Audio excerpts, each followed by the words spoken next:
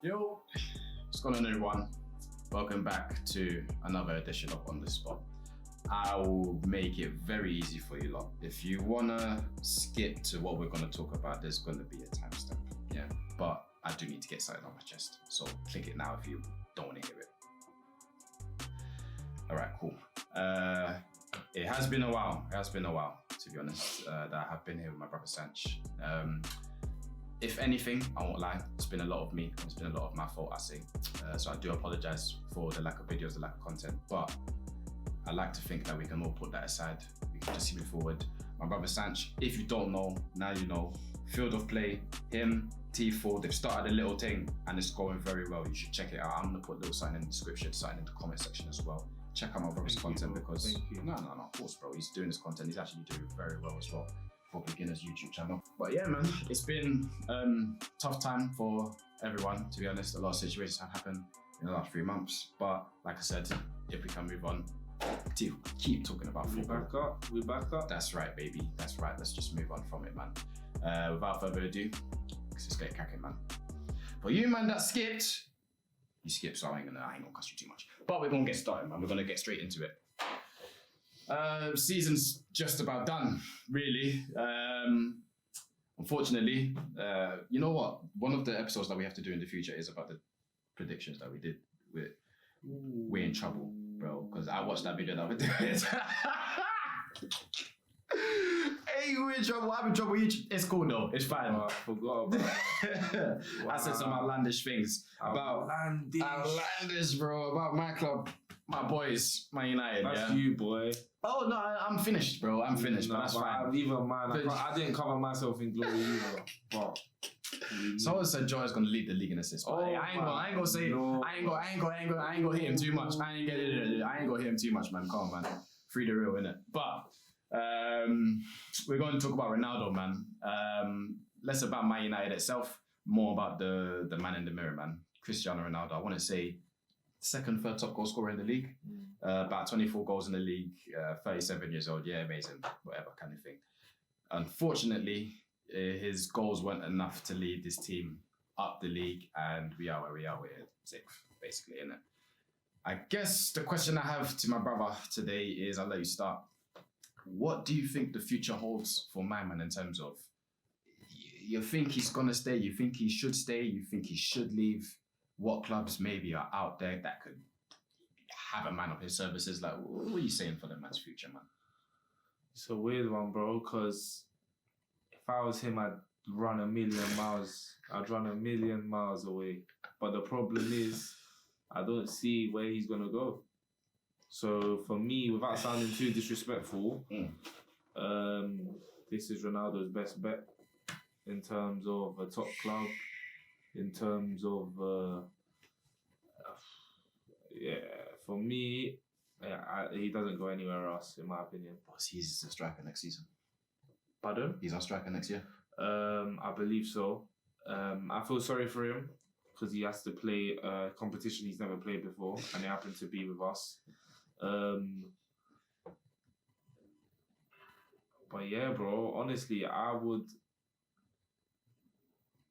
if I was him, like I said, I'd run a million miles. But for me, there's not one team I think you can name me where I'm like, yeah, he'll go there, or they'll buy him, they'll accommodate Ronaldo, on the wages he is. Yeah, I just don't think it will happen. So unfortunately, it's like you're kind of stuck with each other kind of thing. Because ultimately, the guy scored 18 goals in the Prem.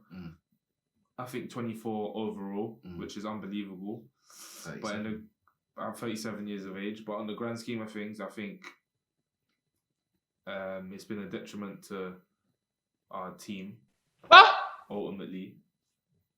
Huh? I never heard you. I've never heard you speak like this, bro. Oh my. Is this the stuff that you've been saying? Oh no, go ahead. Sorry, go ahead. So obviously, I feel like we've both.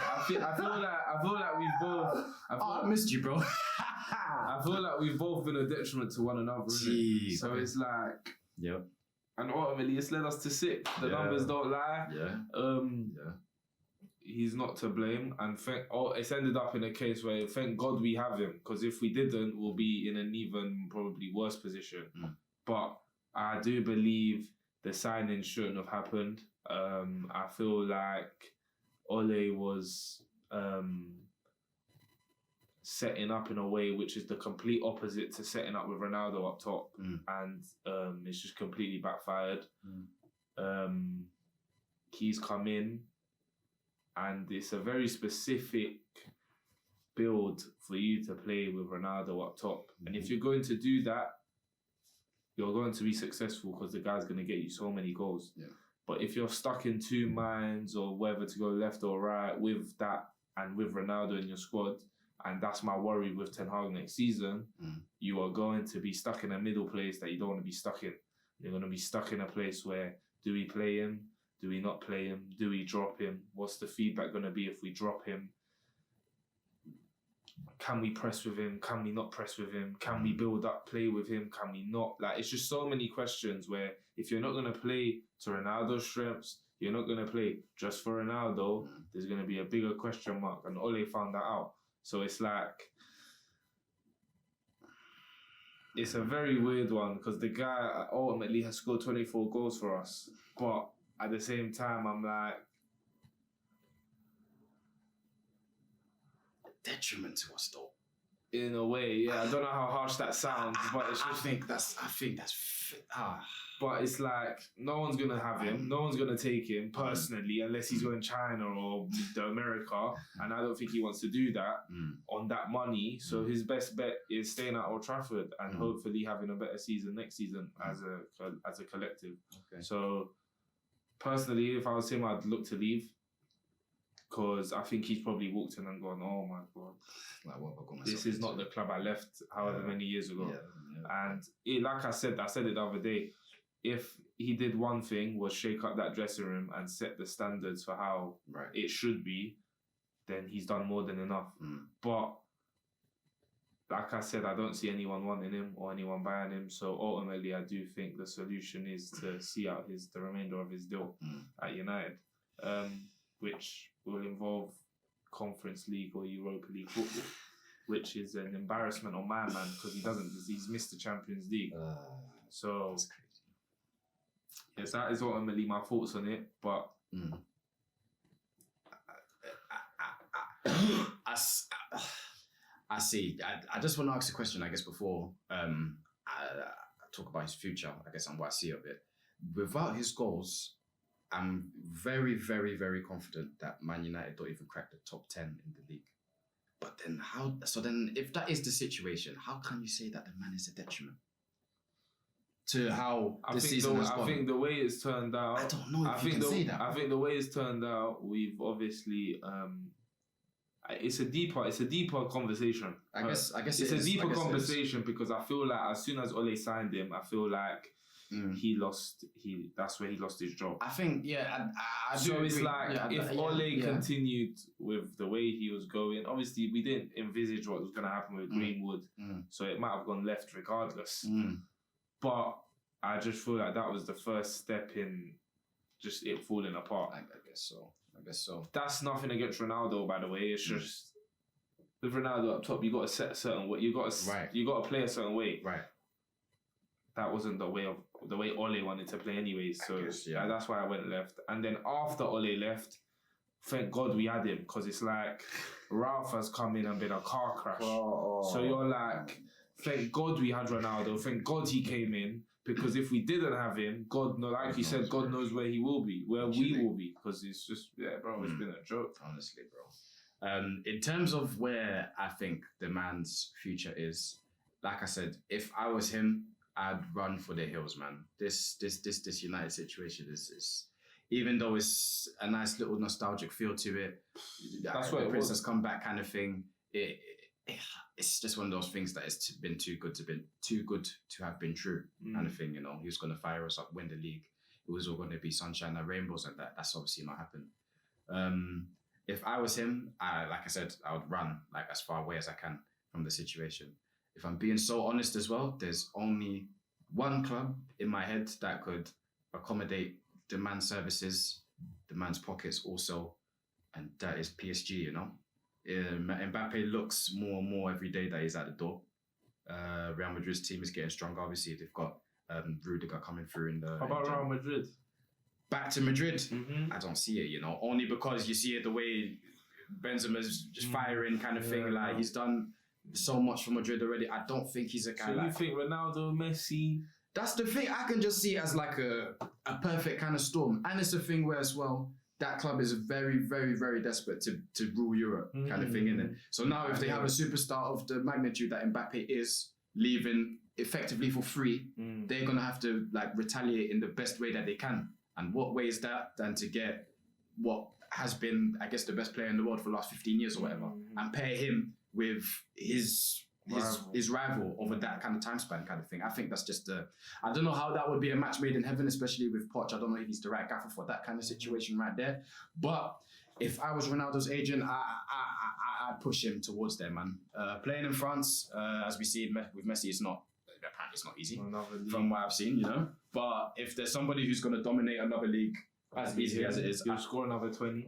I trust him. He's done it in Italy. He's done it in France. He's done it in Italy. He's done it in Spain. He's done it in England. He would do it in France too. I promise you that. If Messi wants to be this creator and he wants to lead the league in assists every year, then he could definitely do that with Ronaldo as well. I see that as a match made in heaven with the right kind of gaffer. And that's, if I'm being so honest, a better situation than what the Man United is right now. He can retire in Paris, he can be rich, he can get all of his money, he can get all the trophies that he wants. And he could, if there's somebody that can lead that team to Europe and win it all, yeah, Ronaldo's the guy, man. Messi obviously hasn't been, but Ronaldo's going to be that guy, man. Like I said, that dynamic, Messi, Ronaldo, Neymar, I face PSG a lot on FIFA because you lot are disgusting. You lot need to pick another team. For me, that sounds like an absolute... What, car crash, bro? Yeah. Nah, man. Even though that maybe so, their owners ain't seeing it like that, man. They're seeing the merch, they're seeing the shirt sales, they're seeing the Messi and Ronaldo, they're seeing the content that they can make, and they're seeing the don't get me wrong, some teams in France, bro, they're gonna source all over them, bro. I think that's all they're seeing. And in Europe, like I said, with the right gaffer, with the right kind of tactics and personnel, yeah, that is serious kind of thing. And like I said, if I was Ronaldo's, I'm running for the hills and I'm going to that PSG situation and I'll make it work over there. I don't care what you lot say, he'll make it work. With Messi, with Neymar, with everybody else, that is their luxury play. I don't know. But I'm glad I don't have to be paid to make those decisions. Let us know in the comment section what you lot think about, I guess, how Ronaldo's been and what kind of situation you think he should find himself in next year. Do you think he's been a detriment to the team as well? Let me know, because apparently my goal is a minus and not a plus. How flipping players and their international allegiances. If you've heard in the news recently, Ghana, big additions, big boy players. Hudson-Odoi, Eddie Nketiah, welcome to the team. I heard that Tariq Lamptey as well. Don't gas me, Something brother.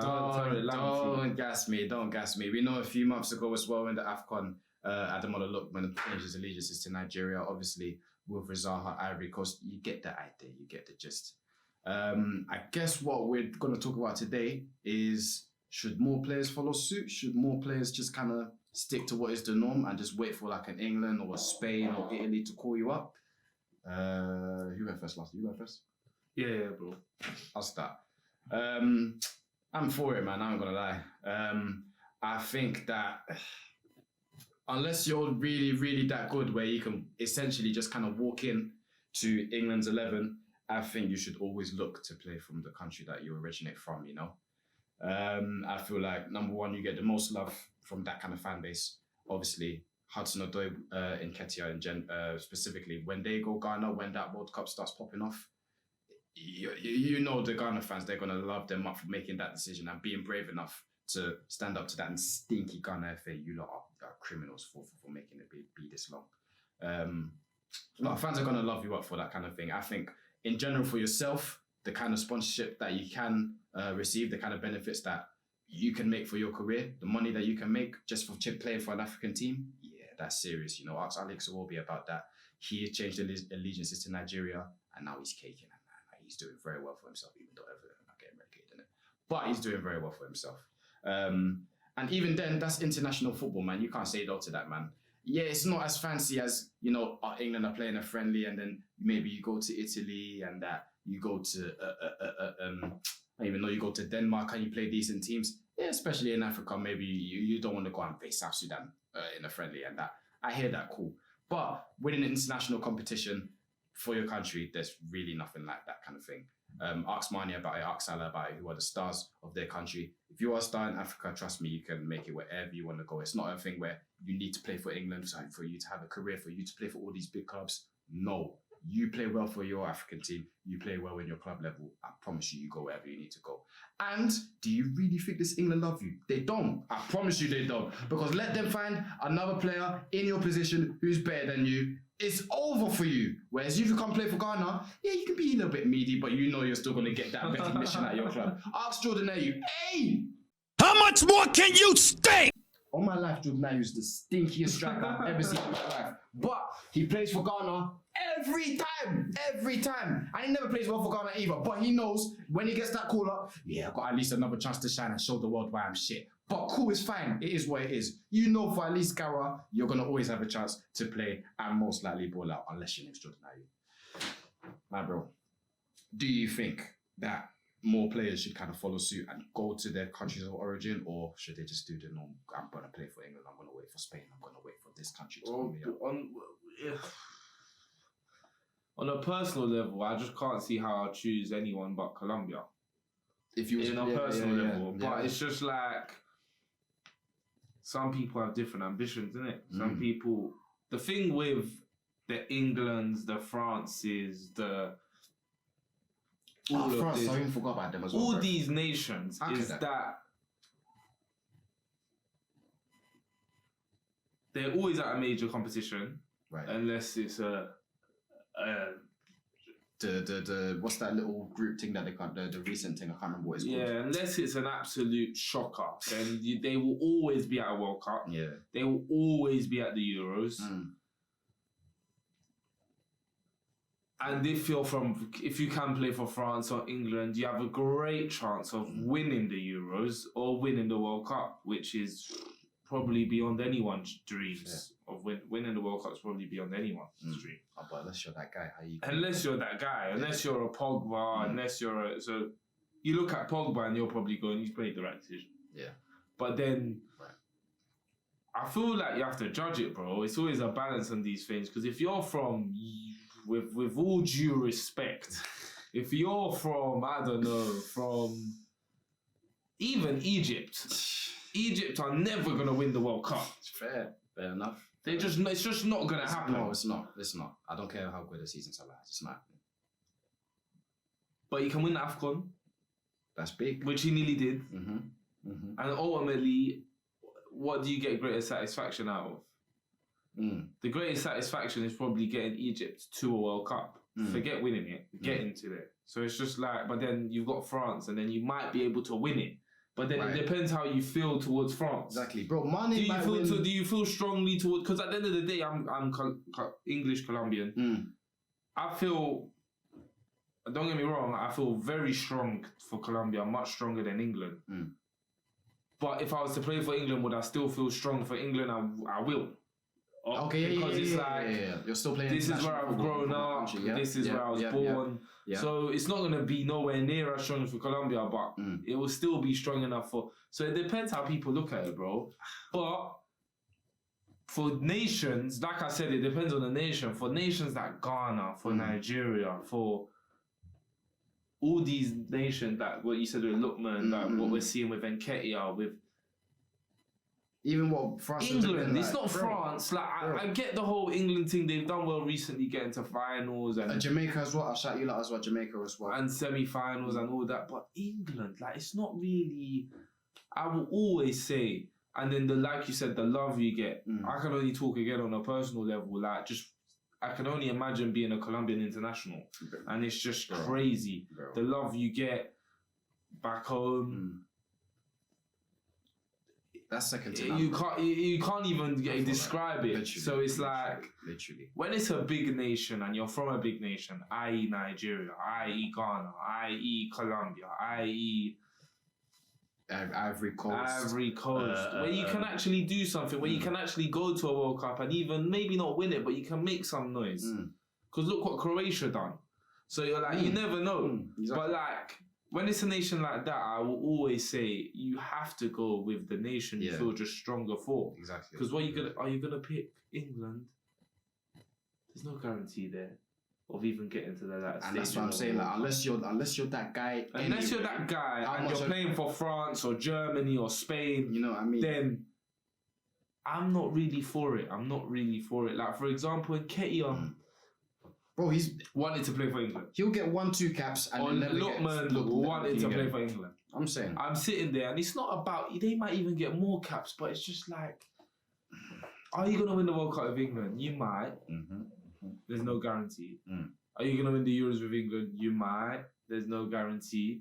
Are you going to win the Euro? Are you going to win the AFCON with Nigeria? I'm saying, but if I cry, you might. You will. You got a good chance. You have a better chance of winning the AFCON than England winning the Euros. Yes. So it's like and it's like you have got to. What do you feel stronger for? Right. At the end of the day, I understand why people go, okay, I'm gonna play for France because it's like if I play for Guinea, it's a waste of time. With all due respect, if I go play for Gabon with Aubameyang, his washed head, I'm not winning anything. Yeah, okay, you get it. Cool. So you're not qualifying for anything. Exactly. So it's just like I understand when people say, okay, maybe France, but then on the flip side, if everyone just played for their country, the Congos might have a strong enough team to go to the World Cup. That's because everyone's not doing it, then it seems like, okay, we've only got one player and then it's impossible. Exactly. So I don't want it to seem as well, that it's kind of a thing where it's like, oh, you've chosen to play for your country of origin. Oh, you're not that good. Oh, you're killing your career. Bruv, Mane or Salah, either one of the two, could win a Ballon d'Or based off how they compete internationally. And Mane's won the AFCON and he's off to the World Cup. Do you know what I mean? So, and what, Liverpool might be winning the quadruple. And that will be, alone, what Mane has gone through in the last 6 months. You feel me, bro? What Mane has gone through in the last 6 months is better than any... whatever, I don't know. You can tell me whatever country he's gonna finish top 5 in. And that would be one better. That would be if he done that for England. I assure you, the feeling will be better, 10 times better for his home country. My word, bro! And you just compare it: win the World Cup with Colombia, win the World Cup with England, and it's not even a debate. If Mane did, but it's just like your mum, your dad, where they from? It's bro. I am for what you said to begin with. I'm here for it. I'm here for it. But I do have to say, I do sometimes understand why players here for the big lights. I see it, bro. We're here for the lights and the glamour, and that's nothing wrong with that. No. Sometimes the lights need to shine bright. As long as your home nation ain't full of bozos, then you made the right choice. Then you therefore go play for your home country. Okay. If your makeup is made of just 11 unknown Bolivians, bro, I'm playing for England. So if the Colombian squad is literally full of players that are all from the Colombian league, bro, you're wasting your time. Go play Deportivo Cali and that. Go play for England. But if you got it's not even a good team. Competitive team, players are dotted around. A team where you can go, you know what? I can compete. I can maybe get to a World Cup with this team. Yes. There's no debate. Pick your home, your motherland every single time. That's what I would say. And I would say, like I said, depending on what your situation is, if you're that guy, no brainer, go play for the biggest country and go try to win the biggest things. But if you're someone who is like, even if you do get called up for that country, you're gonna be nothing more than a bit part role. You're gonna get on a few caps here. Surely you've got to understand. You need to think about what you're doing. Why Sterling? Who else is in that England squad? I don't know. Let's say Oxlade-Chamberlain or whatever. You can hear it. They're gonna get their call-ups fairly regularly. They're gonna get their look in the team fairly regularly. Sterling's a main player. And if Sterling wants to go play for Jamaica, it's just like, what are you doing? You're not gonna really achieve it. Do you know what I mean? Again, with all due respect. Oh no, Jamaica ain't doing that. But you got like there's some. They're trying. They ain't win 9 though. But I'm just saying, in that kind of situation right there, I hear it still. Sterling has to play for England because that makes the most sense for him. But someone, and Kante, I think, is the best example that you can have. yeah, like I said, he's going to get 1-2 call-ups, maybe never get a look in again, maybe only get a look in when he's in form. But for Ghana, he can do whatever he wants, and he knows he's going to essentially walk in the team and have that chance to show, yeah, you know I'm about this thing. And probably win something as well. If, like you said, the team's not full of bozos. But let us know what you lot think in the comment section below about the kind of country versus country situation. If you was from, I guess if you lived in a very big country internationally, but what would no, this is better. What if you was us, what would you do? So would you play for Nigeria or England, or would you play for Colombia or England, or would you just play for Nigeria in his situation, or would you just let us know? I'm just saying, Ghana call me. Yeah, well, I ain't sure to play for England anyway, but I'm just saying. Last topic of the day is this little trend that I'm seeing with players running down their contracts, becoming free agents, being what's the word I'm looking for? Courted by all these clubs around Europe, like this is free agency in the NFL or the NBA. I got a problem with it, innit? I just don't know, and I don't like really the way it's trending. I don't know if my brother maybe has got something different to say. If you don't mind, I'll go first. You don't like it? I say it like this, innit? If it's happening to the big boys, i.e. good examples, Mbappe most likely off to Madrid, if it's not been confirmed already. I think it has been actually. Pogba, Man United, on his way out as well. Bigger clubs, Rudiger on his way to Real Madrid as well, that got confirmed the other day. Bigger clubs, I think they can eat it because they're going to make that kind of money back, reinvest it in the squad, cool, whatever. Now, what that kind of does is that sets a precedent now to say that players that are probably of the same ilk, but maybe play for smaller clubs, they're going to be thinking, you know what? I saw my brother do what was best for him, ran down his contract, and then got courted by all of these clubs in Europe. Let me do the same thing. Now, let's say this happens to, I don't know. Let's say Rafinha now, yeah, for Leeds, yeah. Let's say that now his contract is coming up at the end of the season, and he's like, you know what? Leeds, you're not going to get no fee from me. I'm off, and I'm going flipping Barcelona, and I'm going to go for free. I'm going to make my money and that, innit? Now, Leeds could have used that money to obviously reinvest their squad, have another good run in the Premier League. If it's a thing where he left, and now Leeds don't get no sort of cash for him, and they don't get the money that they need to invest the squad, they're going to get relegated and that. Now, that's a lot of fans unhappy. That's management unhappy. That's somebody's job gone. That's a gaffer gone. That's a mad thing for me. And I hear it's a thing where it's like, yeah, you got to do what's best for you. But at the same time, I think that personally, these players got to think about the people's lives that they're affecting, you know. Fans, owners who do make a lot of money anyway. I do hear it. Clubs make a lot of money anyway.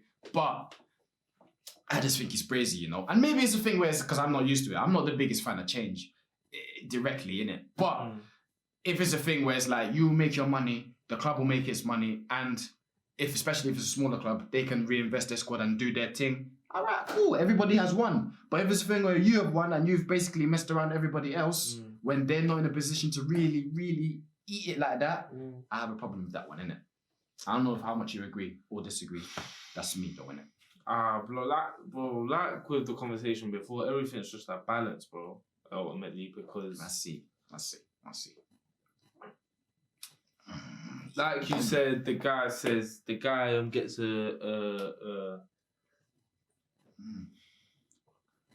he signs a 5-year deal. He speaks with the owner. The owner goes, look, listen, I promise you in 3 years, you stay here 3 years. If you want to go, I'll let you go. Okay. It comes to the 3 years. The guy says, oh, you got 2 years left on your deal. And then you have to stay an extra 2 years. And you might be 28. And you might want to leave now, but then you have to leave at 30 and your powers may have waned a little bit. Okay. Now, it's no one's fault but yours if you sign a 5-year deal expecting the guys to just happily sell you 3 years in. Right. So I understand. But I also understand if the person then goes, okay, no, I'm going to sign a 3-year deal, not a 5. Because I want to be able to leave in 3 years. Yeah. If I want to. Yeah. Or I'm going to put that pressure on you when my contracts start coming down and make a decision. You get me? Make it quick too. So for me, I'm leaning towards more pro. You saw what happened with Harry Kane.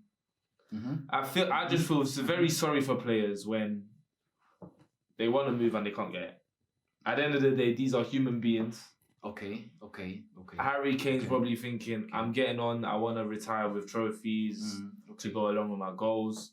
And even though it was to City, I still felt sorry for him because it's like you're stopping a man from what he wants to do ultimately. And the guy wanted to join Man City. He didn't join Man City. And I did feel a bit sorry for him.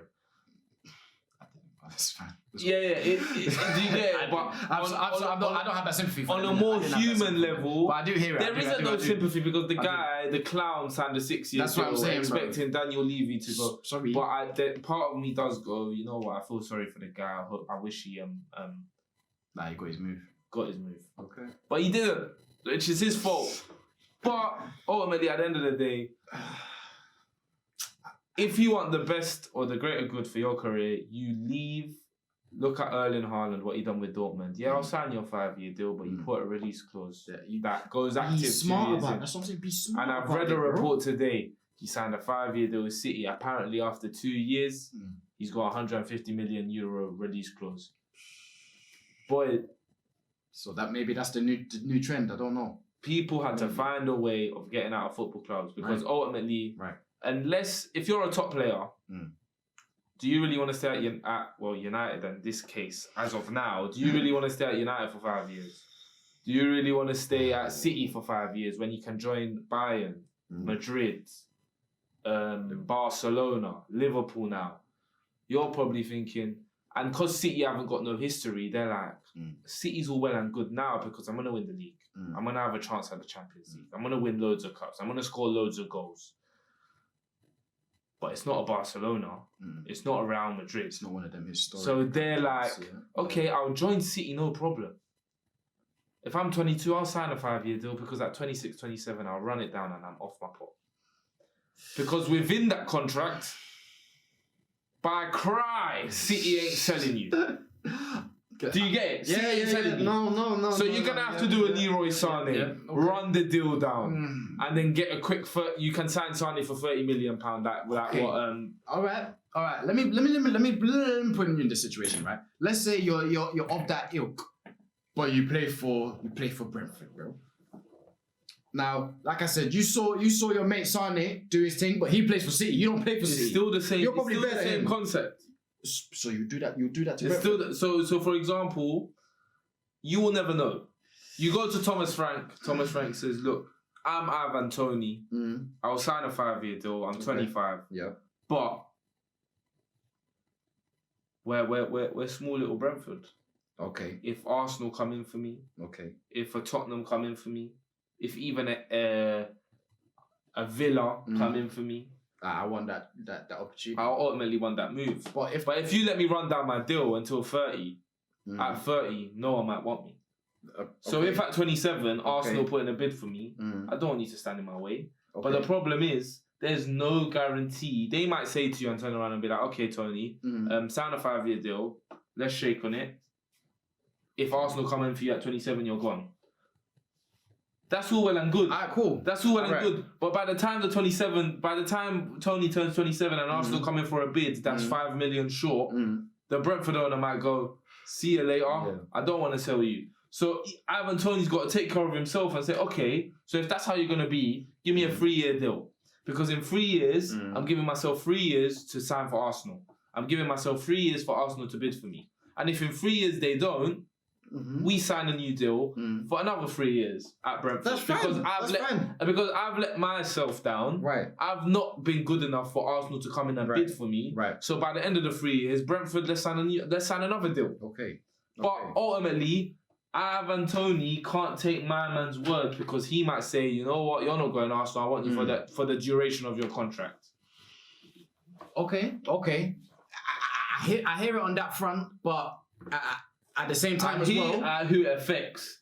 But ultimately, Ivan Toney has to care about Ivan Toney, I guess, isn't it? Okay, that's fine. But you caring about yourself means that you're gonna find the best deal for what your situation is. If you're a player like Ivan Toney, why are you gonna sign 5 years at Brentford? And everything worst case scenario, you could end up by the end of that contract playing for probably a worse team. Whereas you could have signed that 3-year thing And I've been like, maybe within that first year, I've done 1 year of that contract. Arsenal come in for me. Yeah, I'm gonna go. And if it's a thing where it's like we've had that agreement, that's why I put that 3 years to put that pressure on you lot to say, if you lot don't sell me, I'm gonna run down my contract. That's on you, innit? You signed that deal because you found the best kind of case for your scenario, kind of thing. If you done that 5 year thing, and then it's like, yeah, I'm gonna do Brentford for 5 years, yeah. Then Arsenal come in and it's like, we're not gonna sell you because we have this 5 year agreement. You said you're gonna be here at Brentford, you're gonna help us get to our goals, what we're gonna do. We've signed this player to do this and that. And it's like, I don't care about all that. I'm trying to do me. Well, why did you sign that 5 years? Do you know what I mean? So now it's a thing where it's like, cool, you don't want to do this? No. I agree with you. That's mad, I feel like. I agree with you. I feel like that's brains. I agree with you that I agree that if you sign a 5 year long-term contracts, I think that's your own. It is your own. It's your own. Honestly. And if you do sign a contract of that length, you need to be prepared for the worst. To see out the 5-6 years. But ultimately, Paul Pogba, let's get this straight. Paul Pogba has been, at the end of this summer, would have been at United for 6 years. That's long. Unfortunately for Paul Pogba, he's been wanting to go for about 3-4 years. Now, what stopped Paul Pogba?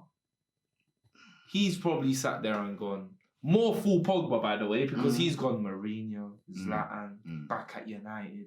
We're going to take this football club back to the top. Yeah. But, bro, life doesn't work like a dream. No, unfortunately.